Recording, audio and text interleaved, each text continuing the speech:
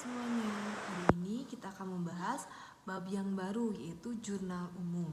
Nah, jurnal umum untuk istilah akuntansinya disebut dengan Book of Original Entry atau buku harian. Apa yang maksud dengan jurnal umum? Jurnal umum adalah buku harian yang mencatat setiap transaksi secara kronologis. Apa itu kronologis?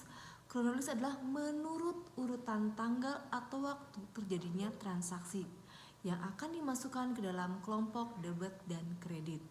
Nah, untuk siklus akuntansinya, jurnal umum termasuk siklus pencatatan. Nah, siklus pencatatan merupakan siklus yang pertama. Jadi pada awalnya jurnal umum dibuat merupakan siklus pencatatan.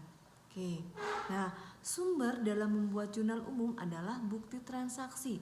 Bukti transaksi sudah kalian pelajari di kelas 7. Contoh-contoh bukti transaksi adalah nota, faktur, kwitansi, memo, dan juga cek. Nah, dari bukti-bukti transaksi itu, kalian akan menyusun jurnal umum. Nah, oke, untuk jurnal umum ada 5 fungsi. Nah, fungsi yang pertama adalah fungsi mencatat. Nah, jurnal umum harus mencatat setiap transaksi yang terjadi dalam perusahaan tersebut. Itu merupakan fungsi mencatat dari jurnal umum.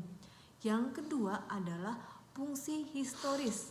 Nah, fungsi historis di sini merupakan jurnal harus mencatat setiap transaksi menurut urutan tanggalnya dari hari ke hari atau dari tanggal ke tanggal.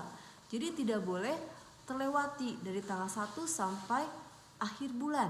Ya, tidak boleh terlewati, setiap transaksi harus dicatat menurut urutan tanggal dan waktunya. Yang ketiga adalah fungsi analisa. Nah, fungsi analisa berikut. Nah, jurnal akan menganalisa setiap bukti transaksi masuk ke dalam kelompok debit atau kredit. Ya, contohnya nota. Nah, nota itu adalah pembelian secara tunai. Nah, nanti dimasuk kemana? Ke kolom debit atau kolom kredit. Nah, lalu yang keempat yaitu fungsi instruksi. Nah, instruksi adalah perintah. Nah, fungsi instruksi di sini berarti jurnal memerintahkan debit kredit ke dalam buku besar. Ya, diperintahkan masuk kemana? Untuk ke buku besarnya. Nah, yang kelima adalah fungsi informasi. Nah, informasi memberikan informasi setiap transaksi yang ada di dalam perusahaan. Ya, terjadi apa di perusahaan itu? Memberikan informasi. Nah, itu adalah fungsi dari jurnal. Nah, fungsi jurnal berarti ada 5. Yang pertama adalah mencatat, kedua historis, yang ketiga analisa, keempat adalah instruksi, dan yang kelima adalah informasi. Nah, sekarang kita akan membahas tentang kegunaannya. Kegunaan jurnal umum adalah yang pertama, menjembatani buku harian ke dalam buku besar. Menjembatani, jembatan, menghubungkan ya dari buku harian ke buku besar. Nah, nanti setelah kalian belajar jurnal umum, kalian akan mempelajari buku besar. Nah, lalu yang kedua adalah mengontrol keseimbangan antara debit dan kredit. Nah, jadi kalau kalian menyusun jurnal umum, harus dipastikan jumlah debit dan kreditnya harus seimbang. Nah, sekarang kita akan membahas tentang analisa jurnal. Tadi kita membahas tentang fungsi dari jurnal. Nah, ada fungsi analisa. Nah, dari bukti transaksi itu, kalian harus bisa menganalisa. Berpengaruh kepada 5 kelompok akun.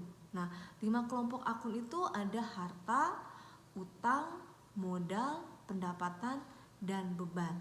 Nah, untuk jurnal umum ini ada 2 tambahannya. Ya, ada 2 tambahan yaitu akumulasi penyusutan, aktiva tetap, dan juga prive. Nah, kalian sudah tahu kan prive itu apa? Prive adalah keperluan pribadi. Ya, keperluan pribadi yang tidak ada hubungannya dengan kepentingan perusahaan. Nah, kita harus bisa menganalisa.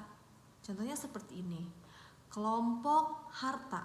kelompok harta jika dia bertambah, simpan di posisi debit. Dan jika dia berkurang, berarti kebalikannya, simpan di kolom kredit. Nah, lalu kelompok akun yang kedua adalah akumulasi penyusutan aktiva tetap.